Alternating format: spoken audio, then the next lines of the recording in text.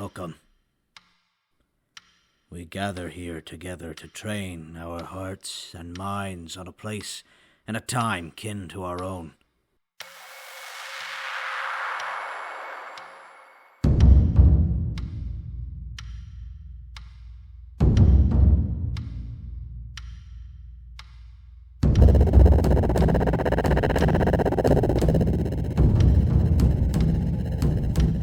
Cursed, it seems, to succumb to their own desperate and tragic end.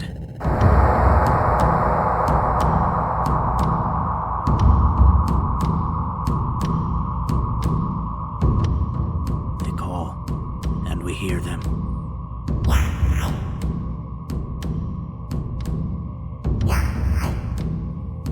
They are hurt,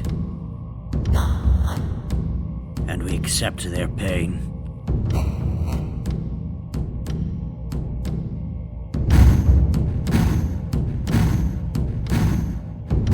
They are at their end, and we will carry them on in our memory. Bear witness to the voices from the Umbra.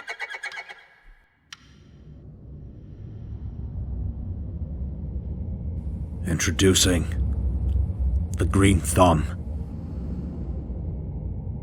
This message is intended for any consciousness that still likes me. Punishment isn't requested, but might be required. Me and the doctor had an argument. Not a big one, at least I don't think so, but it got big. Maybe other people have had bigger, but we haven't.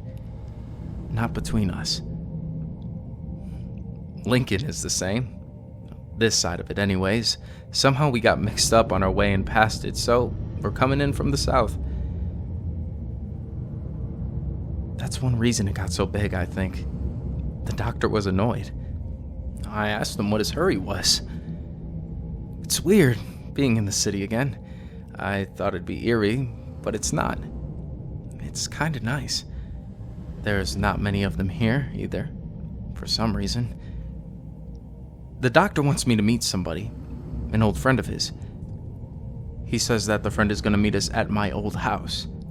I asked the doctor how he'd know which one it was. The doctor didn't even know. That's one reason it got so big, I think.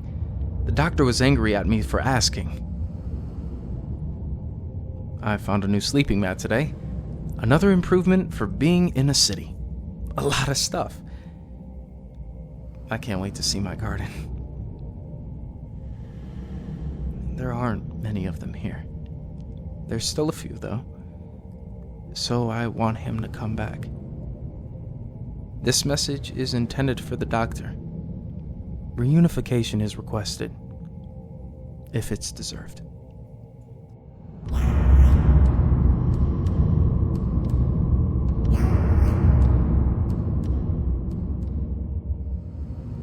This message is intended for anything that will celebrate with me. Happiness is requested and given back in equal measure. I have my home again. I have my garden again. Still no doctor or friend, but that doesn't matter.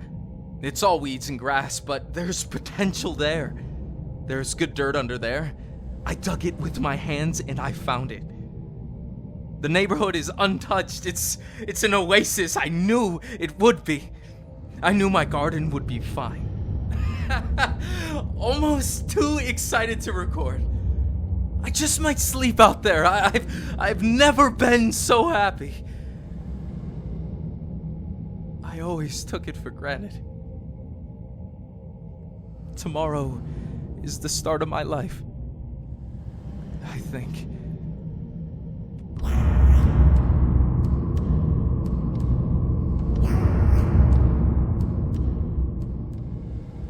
The doctor brought his friend today. I don't know how they found my house. Maybe I left a trail. I don't know how I would have.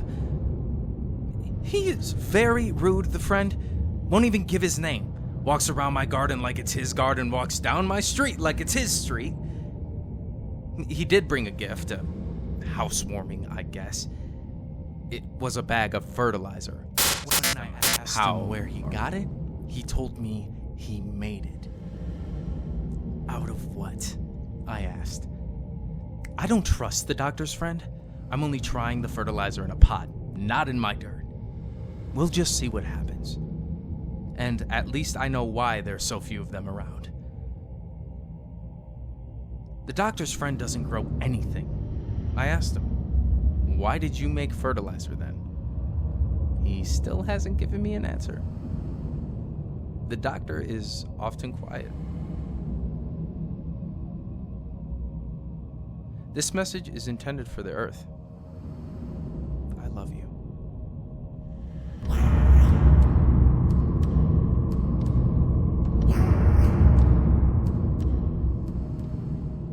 The plants in the pot are growing well. I'm surprised, but not disappointed. Maybe I judged wrong. I'm sure not perfect. I've been knocking down fences around the neighborhood. Tomorrow I start digging. Nobody's gonna use the space, so I might as well. Sometimes my mind wanders and I think about what I was doing before all this. It's hazy. I don't even remember meeting the doctor. Maybe there's something in the air. People keep trying to contact us. It's all codes on codes. The doctor handles that unless he needs my help. The doctor handles the codes, and he handles his friend. His friend is getting squirrely. I think there's something wrong with his head. He keeps pulling bits of skin off of it, like a bad sunburn, but with a little more blood.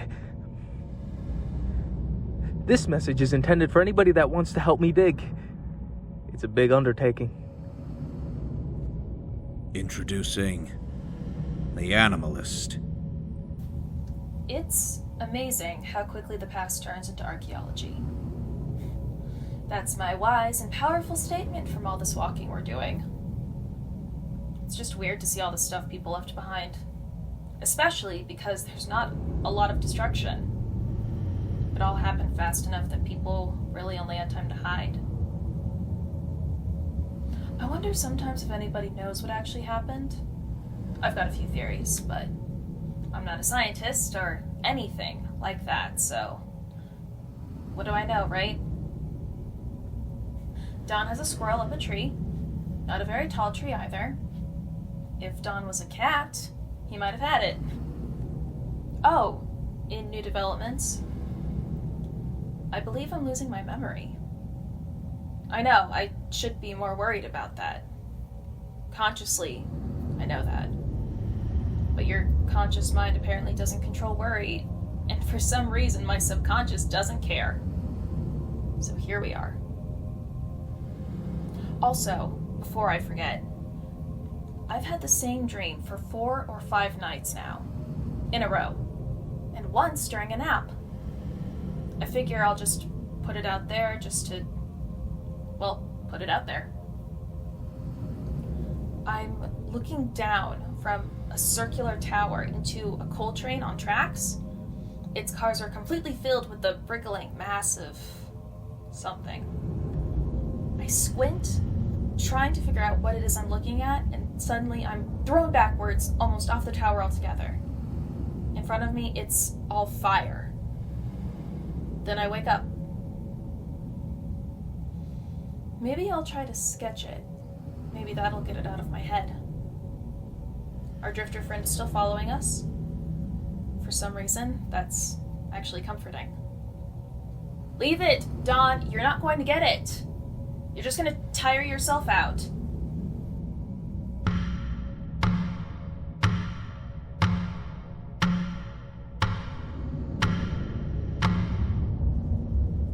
I saw a sign today. It said Kansas City, 61 miles.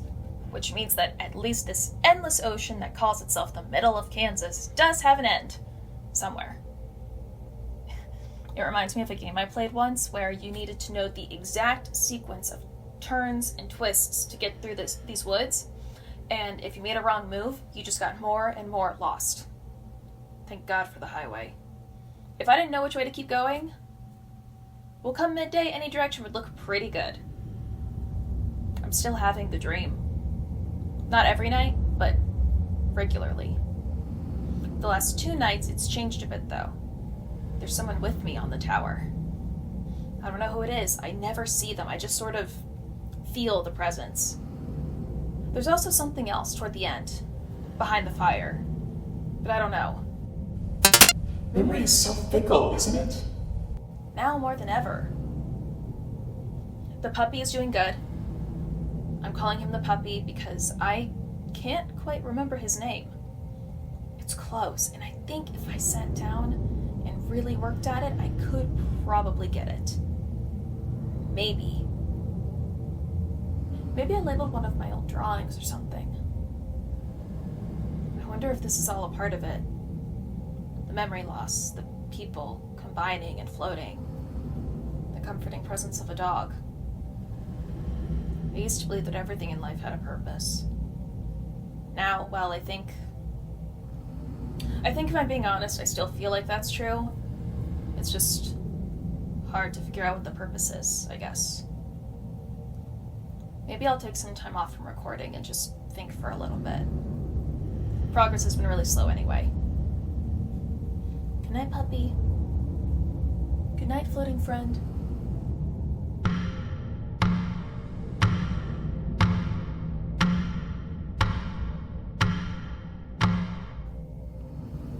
Today is the first day I've spoken in 3 days. I would have gone longer, but I had a story again. So our friend, the floating one, not the small, hairy one, whose name is Dawn, found that one again, but haven't lost it. Anyways, focus now, Jesus. The floating guy had been drifting downwards for a few days while following us.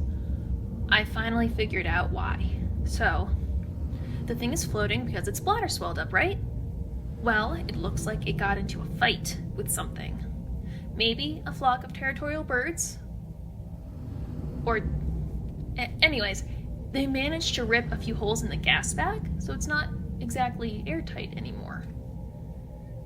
God damn, I've never seen one of these so close before. They're almost worse than the blobs. Anyways, from what I can see, this thing had been pumping air into the bag while trying to cover the holes in the bag with its hands and arms and feet. That's also a first. I've never seen one move of its own accord. I think that's how it was following us too, by directing the escaping air out of its bag. Near as I can guess, the holes just kept dripping bit by bit, and eventually the thing couldn't keep itself aloft. I felt like such a scientist, examining this thing. Killed it, of course, to be safe. And I've had a hell of a time keeping Dawn from eating it, but it's fascinating. Inside the swelled bladder, at least I think it's a bladder, could be an appendix for all I know, but I'm saying bladder because there's a weird sort of mass, like the pit inside a peach. I have no idea what it's used for, but it's kind of neat to know. It's just so good to have something to do again.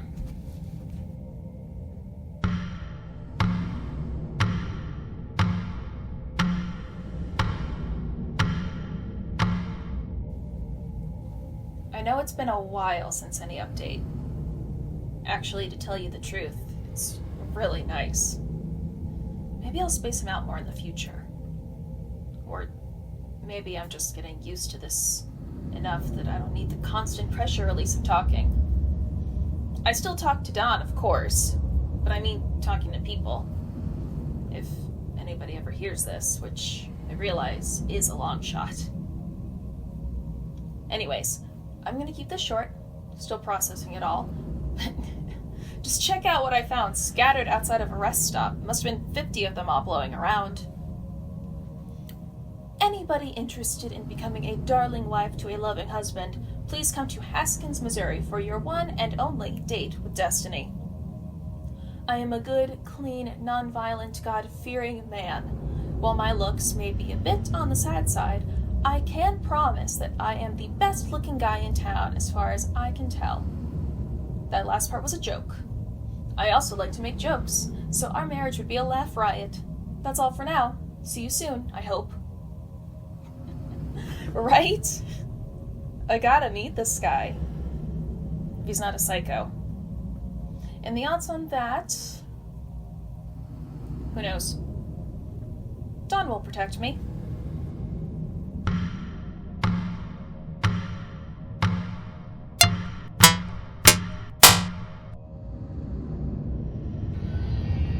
See? It's not dangerous anymore. I can't even move. Can you?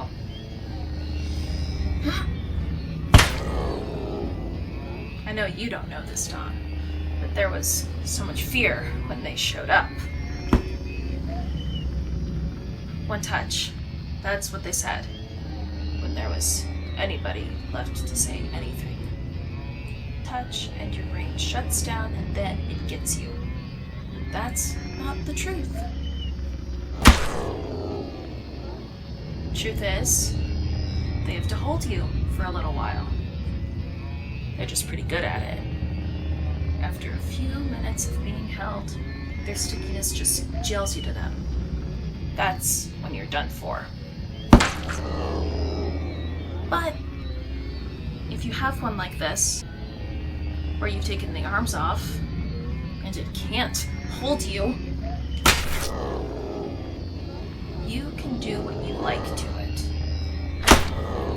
Take out some anger. And it can't even crawl away from you. So go nuts!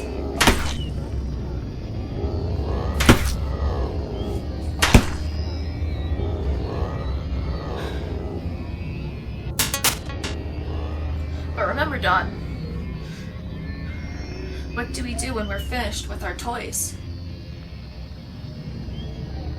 That's right. We clean up.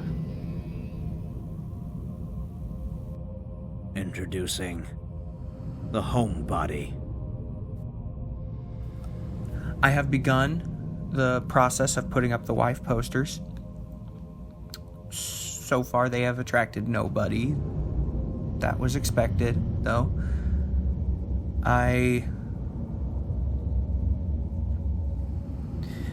saw one of those blobby things yesterday that was completely made up of women. Not to be disrespectful either, but a lot of them were naked. Now,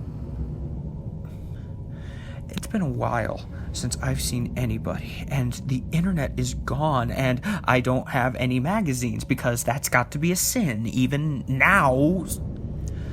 So I was kind of creeping closer for a better look. This thing was right off the main street of Based Point, I think the town's called. So I'm getting closer in, and the thing turns, and right on the front of it, with her face peeking out from that weird spot where it all comes together, was my 4th grade teacher, Mrs. Devons. And then I realized that it was the entire book club, all together as one.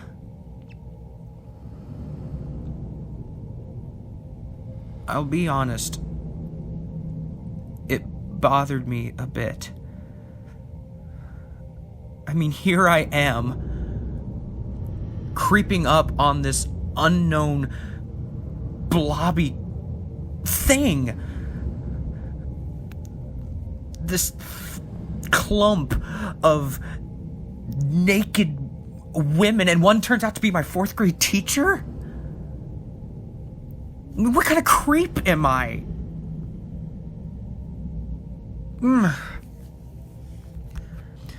Oh, I've also started a hobby. I think it's a hobby. It's hard to tell. I've just seen a lot of graffiti around, written on the walls and stuff, I guess, during the few days before everybody was gone. I kind of like some of them. so I write them down. They're like poetry. Plus, it's fun to have a collection. It'll be something to share with the wife eventually.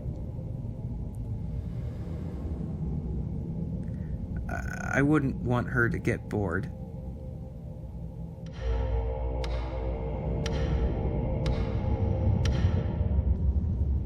I couldn't tell you exactly why, but I could swear that I've been on the verge of tears for the past 48 hours or so. As my mother-in-law used to say, that's something to pay attention to. I've barely cried my entire life.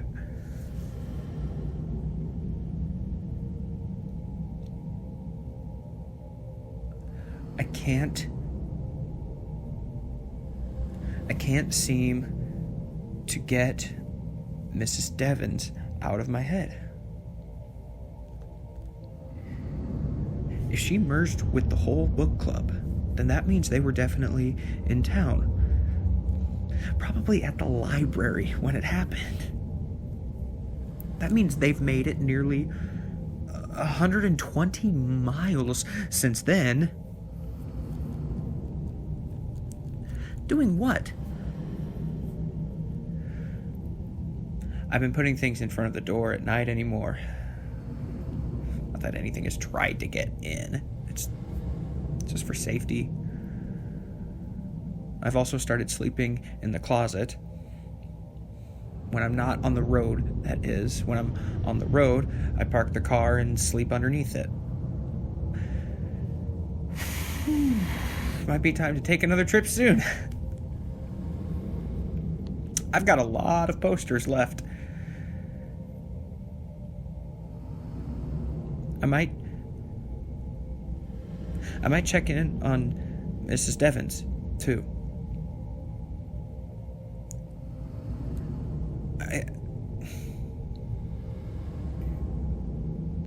I think she reminds me of a squirrel in the road, flopping around.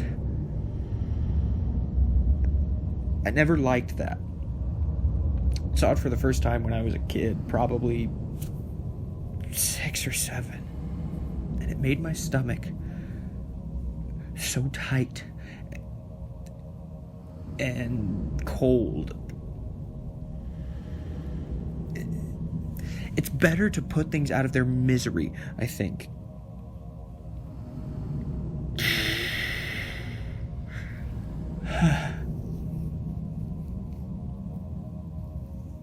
Yeah. I think I'll take a little trip.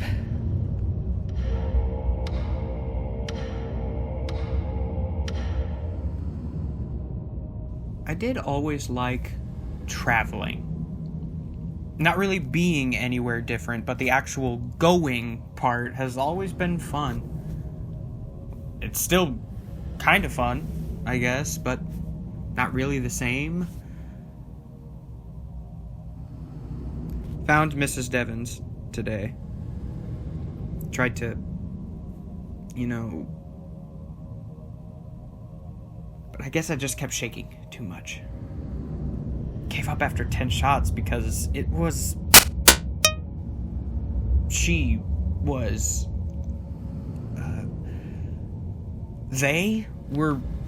were all coming at me. The bullets just disappeared into the big mass. So, here I am, driving. Not really heading anywhere in particular, just following the highways north.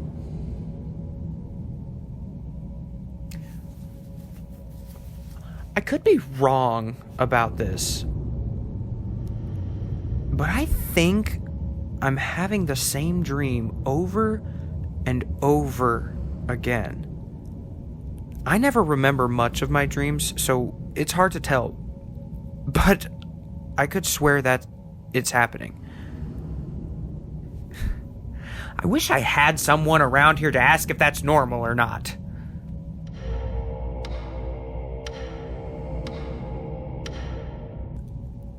feel like a trucker from all this driving. Every time I'd get 50 miles or so from Mrs. Devon's, my conscience would make me stop. I guess I've always kind of been like that. When the other kids would go out and get into trouble, I'd try, but my stomach would start to hurt and I'd feel sick. I just don't like doing the wrong thing.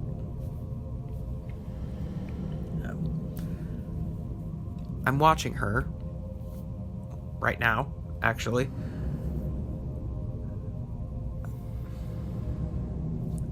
I think it's too dark to try to kill her. And I really don't like thinking of it like that, but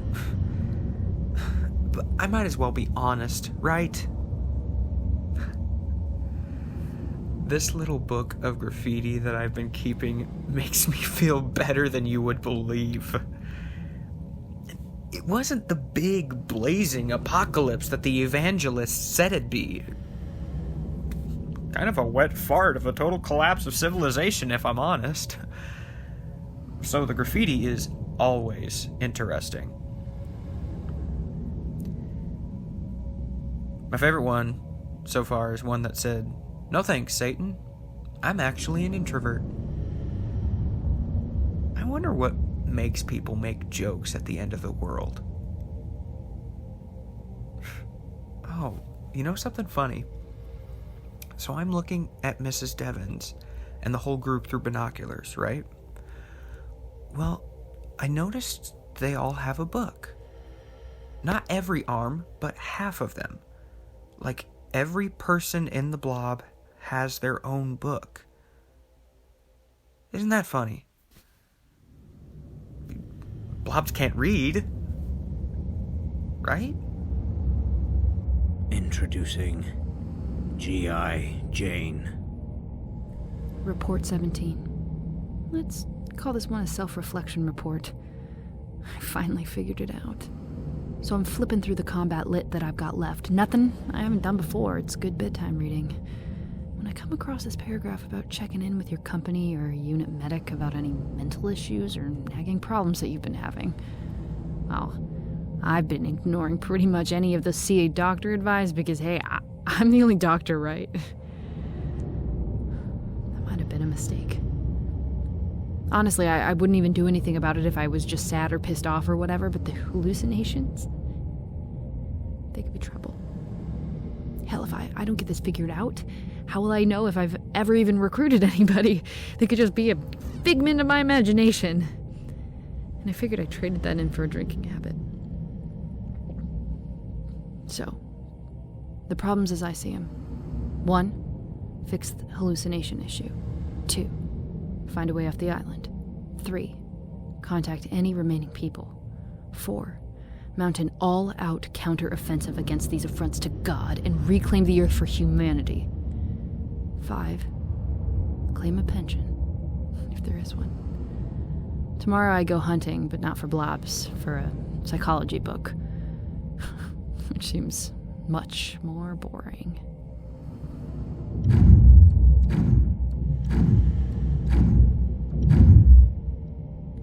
Somebody left a note on my whiteboard. It says, "Not much of a team player, but I'll be watching.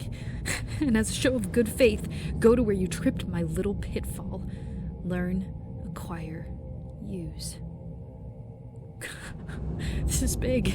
I don't have to tell you. You know it's big. It's also suspicious as hell, if you ask me. I'll check it out, obviously, but I won't be stupid about it. And of course, it's good to have a goddamn task.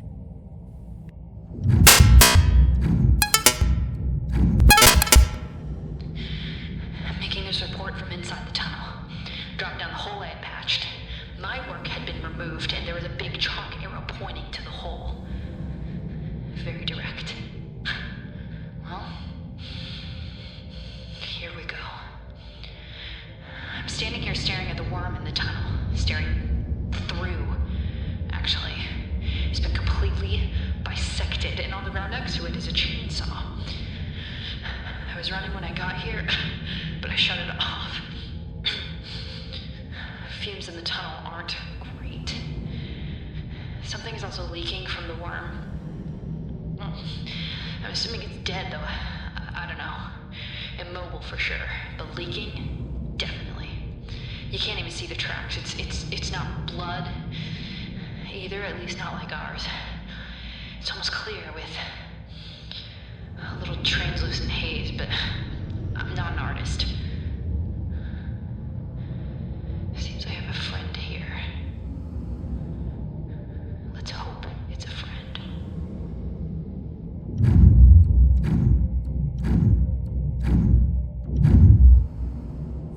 Auxiliary Report 1. Apart from the main mission, killing or neutralizing every infected and or hostile entity and recruiting others to do the same, it seems the secondary issue is making enough noise that I must deviate and attend to it.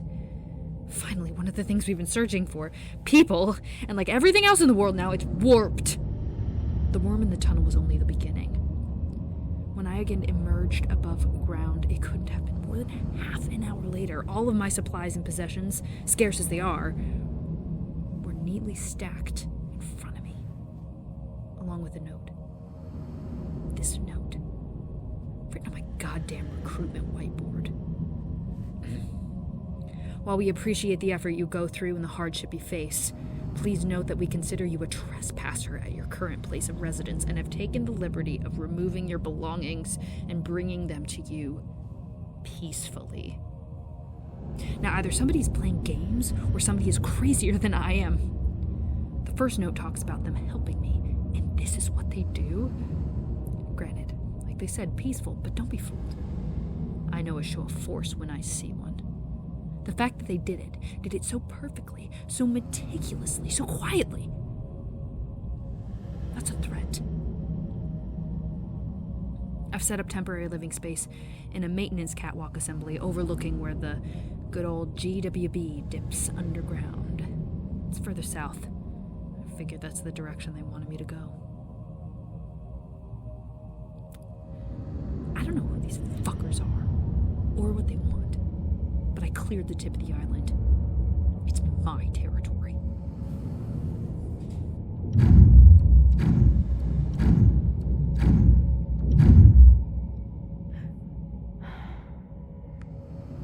Auxiliary Report 2. I awoke today to a welcome mat placed at the base of the ladder that leads up to my front door.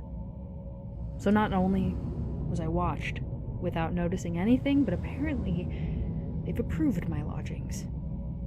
They like to play around, and the thing I can't figure out is why. I pose almost no threat to them. Apparently, they don't seem intent on hurting me. They just play around. Maybe it's time to scout through their territory a bit. There's gotta be a sneaky little way out of this place, big as it is. Also, should probably go on a regular report, but I'm already in the middle of this, so. Where I'm situated. If I crawl through a little hatch and down a bit of a tunnel, there's a broken off vent, I think probably for airflow or something, who knows. This little window gives me a great view of the broken GWB. More importantly, the Hudson. So, I'm looking last night before sunset, and I see this weird thing in the waves moving in some weird way that's hard to describe. I went back to my gear, grabbed my binoculars, and took a better look. And nearly dropped the binoculars out of the vent in shock. One giant amalgamation, bigger than anything I've seen before. What I took for weird movement before was actually the thing not moving with the waves around it, which means it's stable, which means it's touching the bottom. And out under that bridge, the water has to be at least 30 feet deep. And this thing stuck up a good 5 or 6 feet out of the water. That's not even considering all of it that must have sunk into the muck at the bottom. I'll bet that's not the only one. Rivers as an escape are out. Further brainstorming will continue on schedule. The stories remain. But for now, we rest. We reflect. and we take from this what we can. Take this with you as you journey through your own mind. No matter how dark it seems, there will always be voices from the Umbra.